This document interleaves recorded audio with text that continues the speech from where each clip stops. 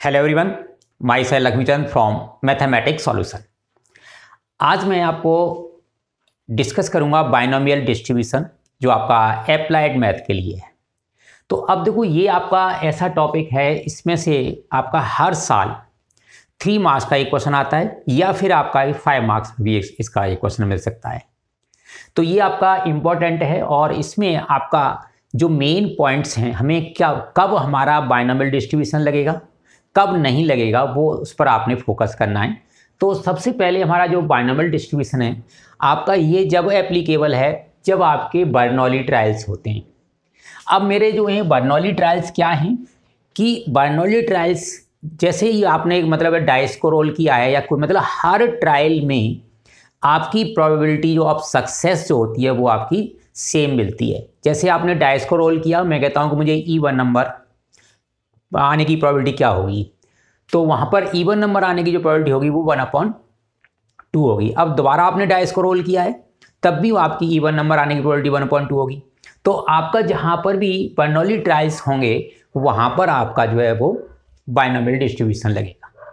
Next आपका है कि आपको फिर उसके बाद यदि ये बर्नौली ट्रायल है तो आपको देखना है कि मेरे नंबर ऑफ ट्रायल्स कितने हैं। आपने डाइस को रोल किया है तो कितने टाइम आपने डाइस को रोल किया है, कॉइन को टॉस किया है तो आपने कितने टाइम कॉइन को टॉस किया है, नंबर ऑफ आइटम्स विड्रॉ किए हैं, जैसे नंबर ऑफ कार्ड्स निकालते हो आप तो आपने वो कितने कार्ड्स विड्रॉ किए हुए हैं, या आपने कोई भी मतलब है कि डिफेक्टिव आइटम्स हैं और उसमें से आपने कितने आइटम्स ड्रॉ किए हुए हैं, तो वो आपके होते हैं नंबर ऑफ ट्रायल्स। अब उसके बाद आपने देखना है कि मेरा सक्सेस, तो हमारा जो सक्सेस क्या है जिसकी हम प्रोबेबिलिटी फाइंड आउट करते हैं। जैसे मैं कहता है गेटिंग हेड, तो मेरा हेड आना जो है वो मेरा सक्सेस है। मैं कहता हूँ गेटिंग अ डिफेक्टिव आइटम, तो मेरा डिफेक्टिव आइटम आना जो है वो सक्सेस है। तो हम जो है सबसे पहले सक्सेस को हम स्मॉल, इसकी प्रोबेबिलिटी जो होती है उसको हम स्मॉल p से इंडिकेट करते हैं, प्रोबेबिलिटी होती है p स्मॉल जो है। और फेलियर, क्योंकि ये बर्नौली ट्रायल्स होते हैं तो यहाँ पर हमेशा p + q जो होता है वो आपका 1 मिलेगा। यदि आपको फेलियर की प्रॉपर्टी आती है तो आप सक्सेस की निकाल सकते हो, सक्सेस की आपको पता है तो आप फेलियर की निकाल सकते हो।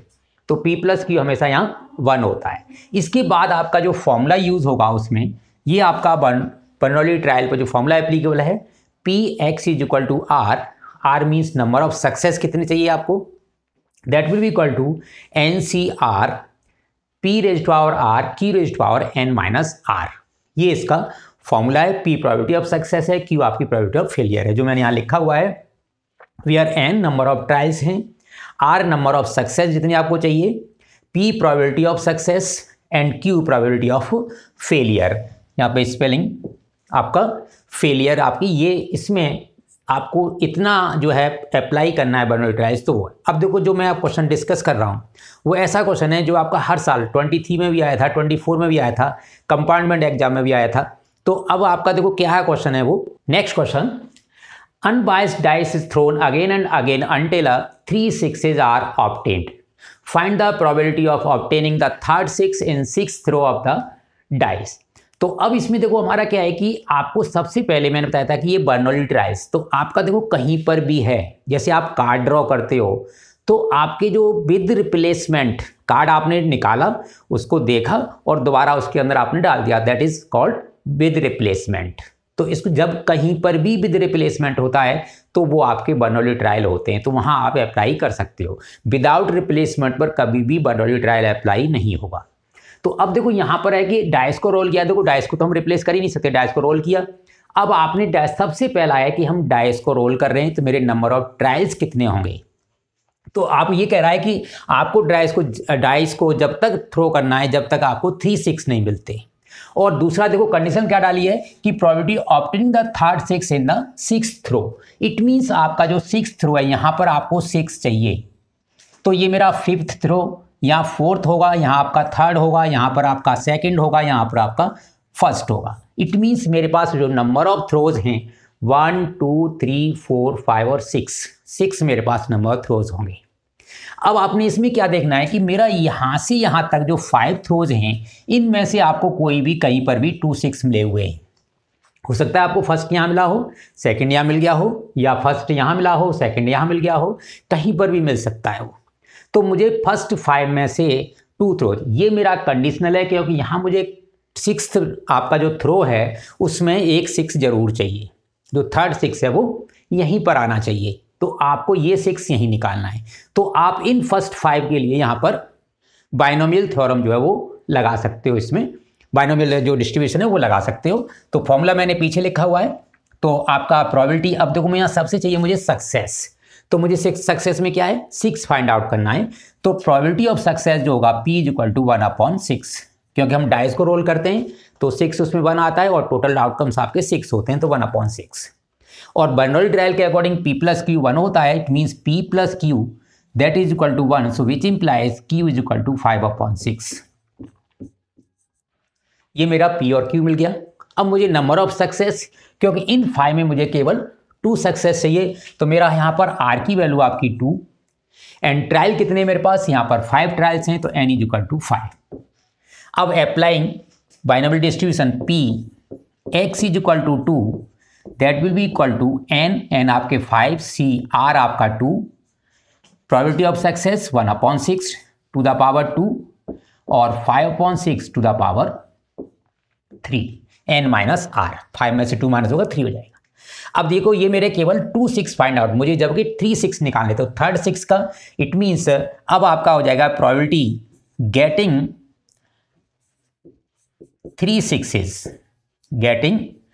6s, तो आपका इनको 3 6 निकालने, तो आपकी 2 की ये होगी और एक वहाँ की जो होगी वो 1/6, तो आपका 5C2 में इसको एक्सपेंड कर देता हूँ, तो ये आपका 5 × 4 × 2 × 1 और ये 1/6 और ये आपका 5/6 × 5/6 और × 5/6 और यहाँ पर जो 6 आएगा उसकी प्रोबेबिलिटी 1/6। अब इसको आप सिंप्लीफाई कर सकते हो, 2 से आपका ये 2 कैंसिल हो जाएगा, 2 से ये आपका 3 हो जाएगा और तो ये आपका हो जाएगा 625 अपॉन दैट विल बी 23328। तो ये आपका इसका आंसर होगा। तो ये क्वेश्चन आपका देखो 23 और 24 दोनों में आया हुआ है, एक में कंपार्टमेंट में आया था, एक में आपका मेन में आया था, तो ये मतलब इंपॉर्टेंट आपका क्वेश्चन है। नेक्स्ट क्वेश्चन, अब देखो इसमें आपका एक इस टाइप का ये आया, ये क्वेश्चन जो आया था वो आपका 23 में आया था और 5 मार्क्स में आया था। तो इसमें क्या है कि a fair coin is toss 9 times, देखो नंबर ऑफ ट्रायल्स मेरे को मिल गया N = 9, नंबर ऑफ ट्रायल्स मेरे 9 है और कॉइन को हम टॉस करेंगे तो देखो आपका हर ट्रायल में प्रोबेबिलिटी सेम रहेगी, इट मीन्स ये बर्नौली ट्रायल में है। तो अब find the probability getting at least tail, number of tails जो है वो आपका सक्सेस है। तो अब मैं सक्सेस की प्रोबेबिलिटी P लिखता हूं, तो जब आपने कॉइन को टॉस किया है तो टेल आने की प्रोबेबिलिटी 1/2 और आपका Q भी आपका हो जाएगा 1/2। अब नंबर ऑफ सक्सेस, अब नंबर ऑफ सक्सेस में देखो इसमें 3 आपके एग्जांपल्स हैं।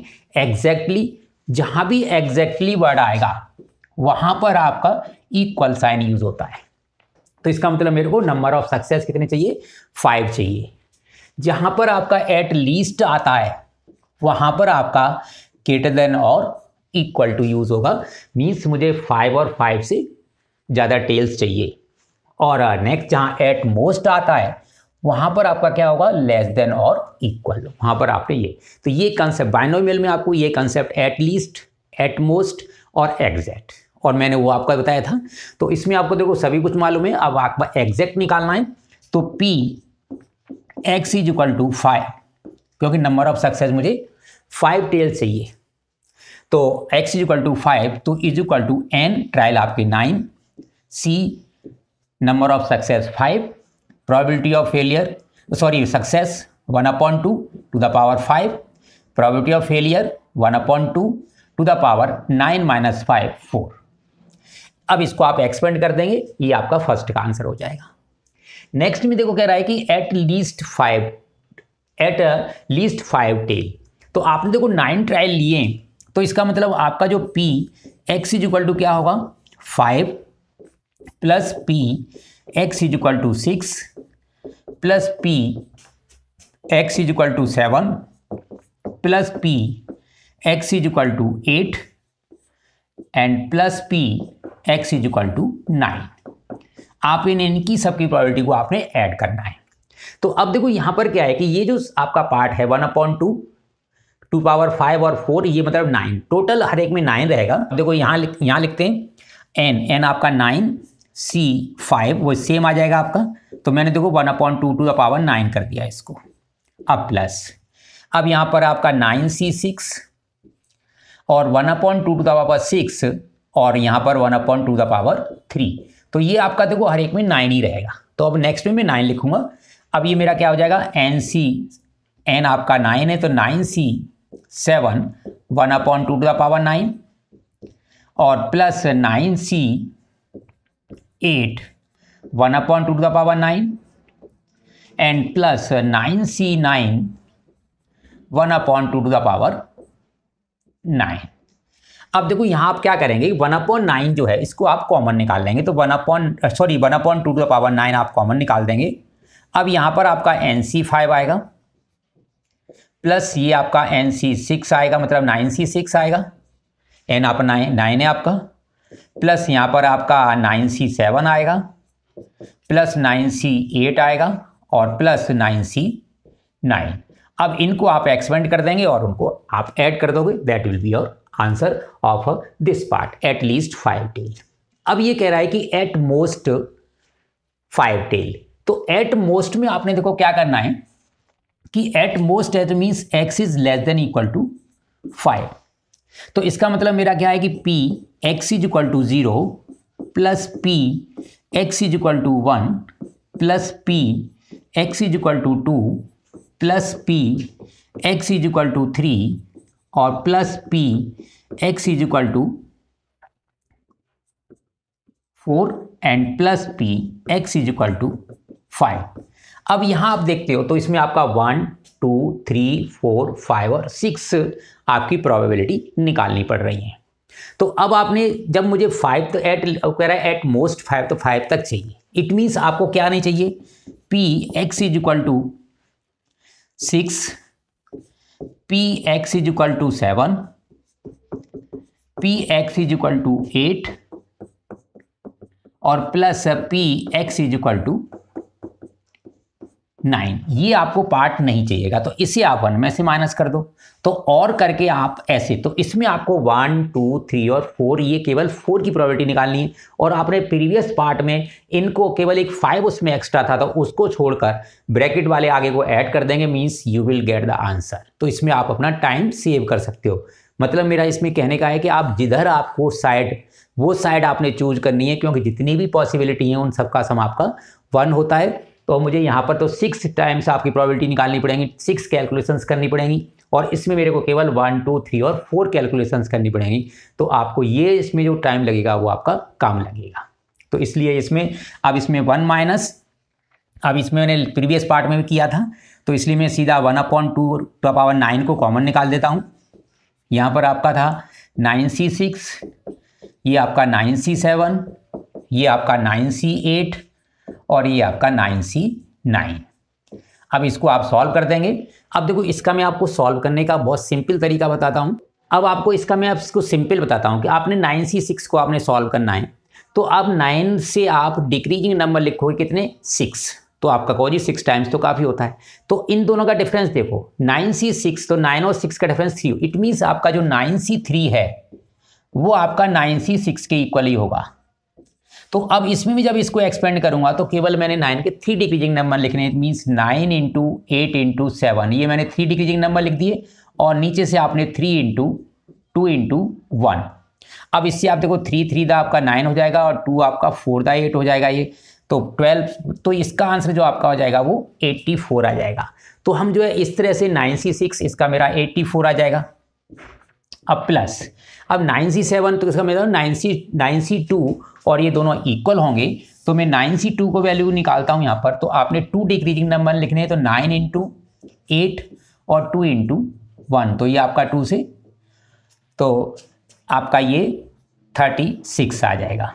प्लस अब 9c 8 तो 9 ही आएगा इसका आंसर और इसका आंसर आपका 1 आ जाएगा और ये आपका 1/2 टू द पावर 9 है यहाँ पर और 1 माइनस। तो इसकी प्रोबेबिलिटी आपकी देखो ये। अब इसको आपको आसान है इसको इजी ऐड करना और 2 की पावर 9 ये आपका 512 होता है, जो भी कैंसिल होगा आपसे कैंसिल कर लोगे, that will be your answer. तो इस तरह से हम जो है, तो ये आपका बाइनोमियल जो डिस्ट्रीब्यूशन है उसमें आपका ये एटलीस्ट, एटमोस्ट, एग्जैक्ट और आपका जो मैंने फर्स्ट दिया, ये आपका क्वेश्चन आपको जरूर इस बार बोर्ड में 25 में जरूर मिलेगा।